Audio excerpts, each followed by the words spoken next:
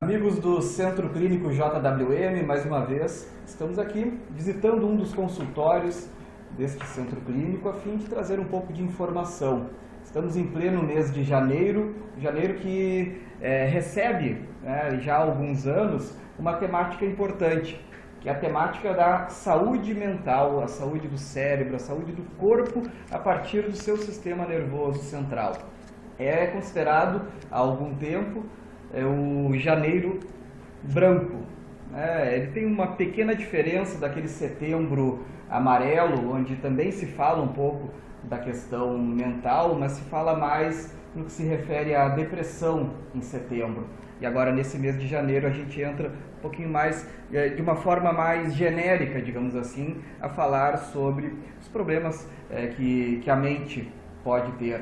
E por isso a gente convidou para abrir essa série de entrevistas, que nós vamos ter também psiquiatra, nós vamos ter também psicólogos. A gente convidou o Dr. Dick, o famoso Dr. Dick aqui em Santo Antônio da Patrulha. Esse doutor todo mundo conhece pelo último sobrenome, a gente vai tratá-lo dessa forma, que é o neurologista que atende aqui no Centro Clínico JWM. Dr. Dick, primeiramente, muito obrigado pela sua atenção, pelo seu tempo. Eu gostaria de iniciar esse bate-papo, o senhor explicando um pouquinho para nós a importância da gente dar valor também à saúde do nosso sistema nervoso central. A gente fala muito em ir ao cardiologista, que é extremamente importante, de ir, de repente, ao nutricionista, muito importante, urologista e tantas outras especialidades, e muitas vezes a gente esquece do nosso sistema central, do computadorzinho, que é o que controla todo o nosso corpo. Eu gostaria que o senhor falasse um pouquinho para nós e para os nossos espectadores a respeito da saúde desse nosso sistema central, que é o cérebro. O sistema nervoso central, mais precisamente o cérebro, ele comanda uma série de sistemas e órgãos dentro do organismo. Assim como a gente cuida dos outros e não cuida da gente, o cérebro funciona dessa forma, porque na realidade praticamente todas as doenças, a não ser aquelas próprias do cérebro, que atacam o cérebro, como AVC, infecção, não é o cérebro que produz essa autoagressão, é sempre de fora. Então, a gente depende, os músculos, os nervos, o coração, todos os sistemas depende de estímulos que saem do sistema nervoso central, do cérebro. E essa máquina, ela tem que funcionar. Na verdade, o que acontece? A saúde mental depende, então, a importância dela é ter, quando a criança, quando o ser humano nasce, ter o cérebro intacto. Na medida que a criança nascer com problemas congênitos ou genéticos, ela já pode ter um comprometimento no início da vida dela que vai fazer com que ela não tenha uma saúde adequada para controle da própria estrutura corporal, como da manipulação do ambiente. Então, o mais importante de tudo é que quando a gente nasça perfeito, no sentido de que o cérebro esteja comprometido com toda a fisiologia e anatomia do corpo humano para que ele possa manipular e receber informações que ele possa coordenar o corpo humano de acordo com o ambiente. Se é que eu pude. É uma máquina extremamente complexa. O corpo humano é muito complexo, né, doutor? Só que não dá para dizer perfeita, porque nós temos uma pessoa lá em cima que é mais perfeita que a gente, mas a gente é quase perfeito. Então, nesse sentido, a gente tem vamos dizer assim, uma coisa que os outros seres não têm, que é o livre-arbítrio. Esse livre-arbítrio é que vai fazer com que a gente tenha um relacionamento mais específico em cada área. No sentido emocional, no sentido até espiritual, no sentido físico, não precisa nem falar, mas a realidade que se põe como é que a pessoa vai reagir em determinadas situações. Se ela tem uma boa estrutura cerebral, uma boa estrutura emocional e uma boa estrutura, vamos dizer assim, de onde ela cresceu, familiar, ela pode responder de forma adequada a determinados estímulos que podem desencadear uma crise emocional, né, uma crise de ansiedade, depressão. Isso aí é importante que então se tenha toda uma cadeia que funcione como suporte para esses períodos que a gente sempre vai passar, é óbvio. Né? Então, a estrutura anatômica, a estrutura, vamos dizer assim, familiar, a estrutura emocional do ser humano é que vão levá-lo a percorrer, né, a vida, a estrada da vida, e que ele não tenha muitos contratempos. Aquela pessoa que não tem uma boa estrutura emocional vai ter problemas, né, de convivência, de ajuste social. E daí a saúde mental também fica meio atrapalhada e podem gerar problemas que levam a medicações, internações, etc. Pois é, o meio ele interfere diretamente no fim das contas, que é a saúde mental, doutor. Na realidade, assim, existe um barco atravessando o oceano e vai pegar tempestades. Não tem como. Se ele estiver preparado, não vai acontecer nada. Se ele não estiver preparado, ele vai descompensar, a pessoa vai descompensar. Então o meio sempre vai estar em conflito, né? E se a gente conseguir esquivar, né, da tempestade, esquivar de problemas que acontecem, é porque a gente tem uma boa percepção e uma boa, vamos dizer assim, constituição para poder manipular com os problemas que aparecem na vida. O quanto, e aí seguindo essa mesma linha, a rotina atual do ser humano, né, que tem um dia a dia extremamente corrido, nós falávamos até antes, né, das nossas próprias rotinas, assim, extremamente corridas. O doutor mesmo, né, pouco tempo às vezes tem para a sua vida pessoal, o jornalista a mesma coisa, enfim, todas as profissões hoje em dia têm um estresse extremo. Até que ponto isso de fato prejudica e até que ponto o cidadão buscar alternativas a isso?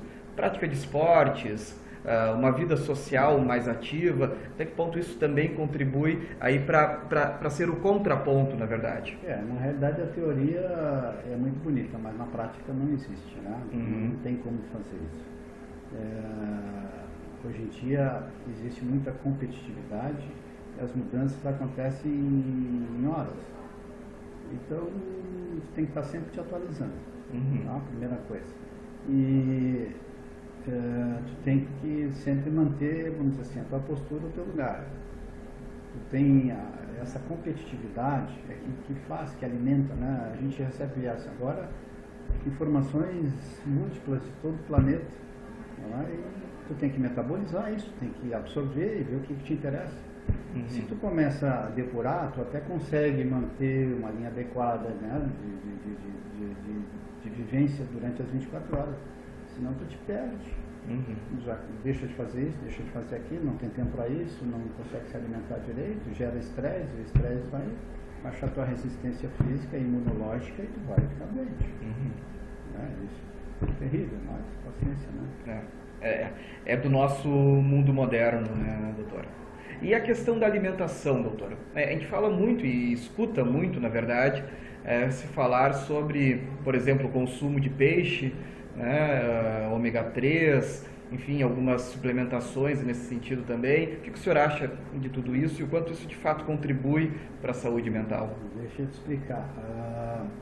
Antigamente não existiam determinadas doenças que hoje existem. Então, na pressa, né, e na facilidade e no tempo de tu ingerir, de fazer a refeição diminuindo, porque tem que fazer outras coisas, então criaram o micro-ondas, criaram a comida, né, que já vem congelada, só descongela e come, então todos os enlatados, embutidos, etc, isso aí trouxeram um monte de aditivos que estão produzindo doenças na gente. Antigamente não tinha tanto isso, a pessoa ia lá, pescava e comia peixe, não é? Então a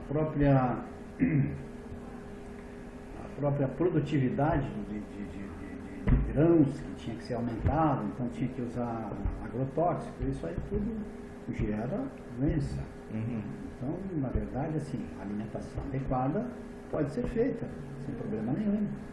Mas daí nós vamos ter que fazer uma seleção de alimentos naturais, né? Orgânicos. Sim. E daí acho que ajuda bastante, mas e o estresse? Pode te alimentar bem, mas se tu não saber lidar com o estresse, não vai adiantar nada. Não adianta tu fazer uma atividade física olhando no relógio, daqui a pouco tu tem que... Então não tem um relaxamento, não tem aquela coisa natural, né?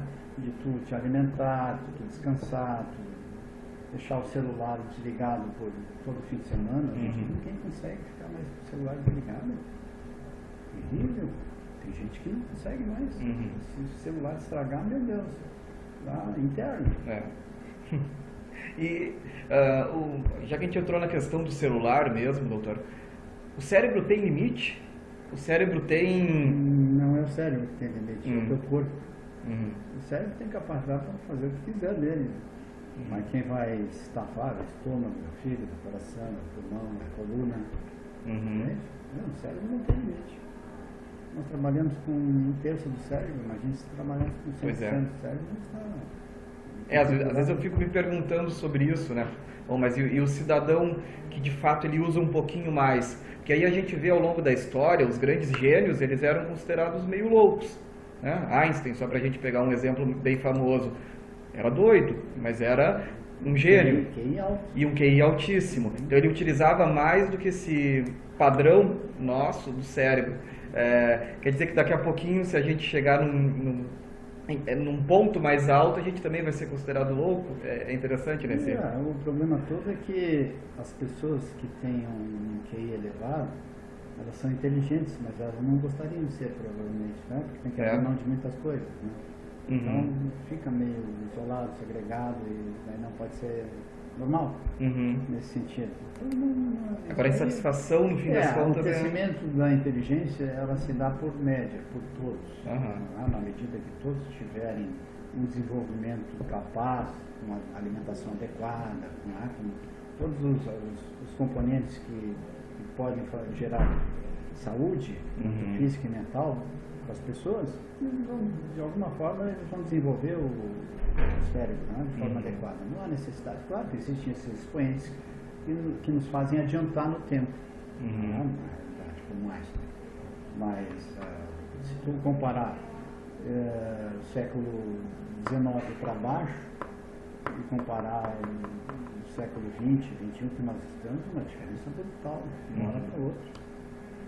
Foi a Lua, vai a Marte, de foguete, e qualquer dia nós estamos andando com carros voadores.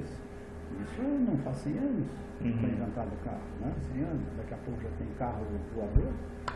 Sim. Como é que tu vai pegar um carro voador e passear por 1840? Achar que são os ETs. Os ETs somos nós, do futuro vindo do passado. É um raciocínio interessante. Doutor, mudando bastante o nosso foco e partindo para algumas doenças, como é o caso da microcefalia, causada a princípio, né, pelo vírus Zika. Explica um pouquinho melhor para nós qual é a relação desse vírus, doutor, com essa anomalia, digamos assim. O vírus, ele é um, vamos dizer assim, ele é um agressor do sistema nervoso central. Então, o que acontece? Ele impede o crescimento. Por que a cabeça cresce? Porque o cérebro cresce. Se a cabeça não cresce, o crânio não é obrigado a esticar. Então, a deformidade craniana se deve à ausência de crescimento ou à diminuição do crescimento do cérebro, através da atividade desse vírus. Certo. Então, com o cérebro menor, apesar de não ter muitas diferenças no normal, o homem tem um cérebro maior, a mulher menor, não quer dizer que o homem seja mais inteligente que a mulher. Então, o tamanho do cérebro, o peso também não tem muita diferença. O que importa é que as lesões que o vírus produz no cérebro é que vão produzir essa incapacidade de desenvolver a inteligência. Não é só o tamanho, que realmente é bem menor, né? A gente já sabe. Sim. Mas porque a síndrome de Down tem o cérebro adequado, mas tem a dificuldade, né, da genética. Agora, é interessante a gente ver também que mesmo, e o senhor tocou na questão da síndrome de Down, mesmo quem é portador, por exemplo, dessa síndrome, nós vemos pessoas se desenvolvendo muito bem socialmente, até mesmo com trabalho, utilizando a mão de obra mesmo, né? Atualmente se vê de uma forma diferente essas pessoas, né, doutor? Na realidade, assim, eu quando comecei a exercer a neurologia, 40 anos atrás, o portador de síndrome de Down, ele para chegar aos 30, 40 anos, Sim. É difícil, muito difícil. Nossa Senhora, hoje em dia tu tem com 60 anos, um portador de Down. Então, o que acontece? Nós temos a APAE, eu trabalho na APAE desde 1980 e poucos. Então, também tenho bastante experiência. Então, todo o staff profissional da escola de APAE visa a fazer desenvolver a criança, né? E exercer as capacidades que eles têm, né? E colocar ele num sistema de sociabilização em relação às outras crianças ao meio, para que quando elas cresçam não fiquem dependentes do pai e da mãe, já velhinhos, né? Eles exercerem uma atividade orientada tal qual a capacidade deles possa conceder, né? Na medida em que alguns têm mais capacidade, outros têm menos. Então vamos exercer, vamos buscar naquilo que eles têm melhor para que eles possam ser inseridos na sociedade e até no trabalho. É muito importante todo esse vamos dizer assim, as APAES, elas exercem um trabalho digno, honrado e muito, assim, vamos dizer assim, lisonjeiro, porque o que fazem dentro de uma APAE para essas crianças é impressionante. Sim. Dedicação. E essa inserção social é extremamente importante para o desenvolvimento deles, né? O senhor viveu essa época um pouco mais antiga, em que o preconceito era gigantesco, e em que os pais, sobretudo, deixavam a criança escondida, amarravam muitas vezes, né, doutor? Amarravam muitas vezes. Então, hoje a gente vê toda a evolução da sociedade nesse sentido. Exposição e dos problemas e também das características das crianças, a sociedade começou a aceitar e também ajudar, né? E ver até uma utilidade para essas pessoas no meio social, no trabalho, enfim, né? Não, as empresas realmente estão dando também uma colaboração muito grande. Né?